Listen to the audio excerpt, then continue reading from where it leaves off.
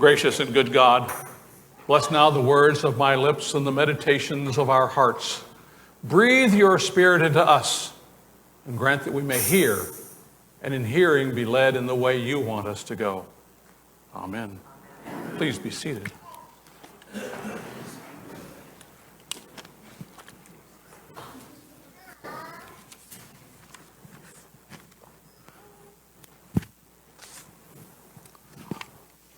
The Pharisee. God, I thank you that I am not like other people, thieves, rogues, adulterers, or even like this tax collector. I fast twice a week. I give 1/10 of all my income.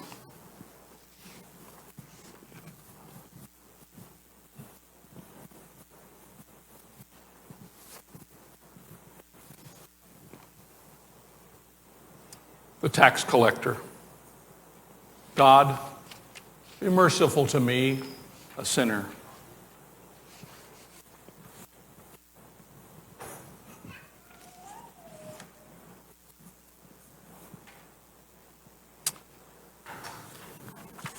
One could say that the subject of the gospel reading for today deals with prayer. While this may be true, it would be insufficient to leave the explanation there. It is evident that this parable is about God's vindication, that is, God's upholding, justifying, exonerating, and confirming. Without any question, this parable would have been a shock to its first listeners. If anyone within the Jewish community would not go home from the temple justified, it would be that tax collector. Working for a foreign government, collecting taxes from his own people, a participant in a cruel and corrupt system, politically a traitor, religiously unclean. A publican was a reprehensible character. While his prayer is in the spirit of Psalm 51, his life is offensive. Have mercy on Psalm 51, which is titled Prayer for Cleansing and Pardon, begins with these verses. Have mercy on me, O God, according to your steadfast love. According to your abundant mercy, blot out my transgressions. Wash me thoroughly from my iniquity and cleanse me from my sin. As for the Pharisee, his recitation of his performance is that of one exceeding the law's demands. His prayer of thanksgiving is a modification of a common rabbinic prayer. Mac Davis used to perform a song that seemed appropriate for the Pharisee. The chorus goes like this. O Lord, it's hard to be humble when you're perfect in every way. I can't wait to look in the mirror. I get better looking every day. To know me is to love me. I must be a hell of a man. Oh Lord, it's hard to be humble, but I'm doing the best that I can. The Pharisee may strike us as arrogant, but no one can doubt his disciplined adherence to the moral and ethical code of his faith. He fasts twice a week as required by the law. He's required to give 10% of his agricultural income, but he does not stop there. He gives 10% of all his income. He is the faithful, dependable, tithing type who pays the salaries of ministers so they can preach on the parable of the Pharisee and the publican. The problem here is that the Pharisee thinks that he is justified or vindicated by his own actions. He does not seem to need or want God's help. He is already the acknowledged expert on everything that you might want to know. Just ask him. The tax collector has his mind in the right place. He knows that only God can justify him, can vindicate him from the life he leads. If we are not careful, we might be tempted to cast Paul's speech in the reading from 2 Timothy today into the same bucket with the Pharisee. Paul is in prison, and it is likely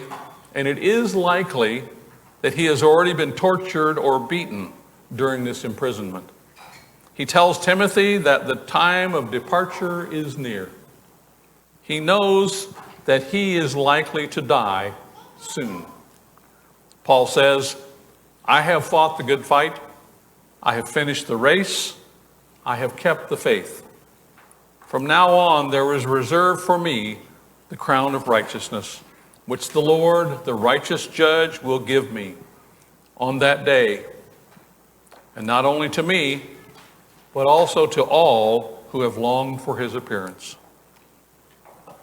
He is talking about his departure from this life. He understood this as being released, the release of his life from his body in death. He does not have a grim or defeated or inwardly despairing picture of himself. He sees himself as having lived a purposeful life, as if he is already ticketed for a journey. He stands waiting for the hour of departure. Paul was not boasting of having won the race on his own, nor egocentrically pointing to his own courage or achievement. Rather, he was pointing to the grace of God, which entitled him and enabled him in that struggle. The Pharisee had faith in himself and his own actions. The tax collector was asking God for a measure of grace and maybe a little reassurance of the need to have faith in God. Paul places all the credit for his success in preaching and teaching the gospel story of Jesus Christ in the one place he trusted, in the one which he had faith, in God. So, who are we in these stories? It is very easy to find yourself as a Pharisee, to take credit for everything good that happens, to take credit for all our successes. We find ourselves saying, "Oh Lord, it's hard to be humble when I'm perfect in every way." We should find ourselves as the tax collector, in need of forgiveness, in need of justification and exoneration. Someday, we may find ourselves like Paul, if we consistently make God first in our lives, if we consistently seek grace from God to be compassionate and to promote justice in our community and in the world. Knowing, experiencing, and living in that grace from God, we will declare with Paul, "The Lord will rescue me from every evil attack and save me for his heavenly kingdom. To him be the glory forever and ever." Amen.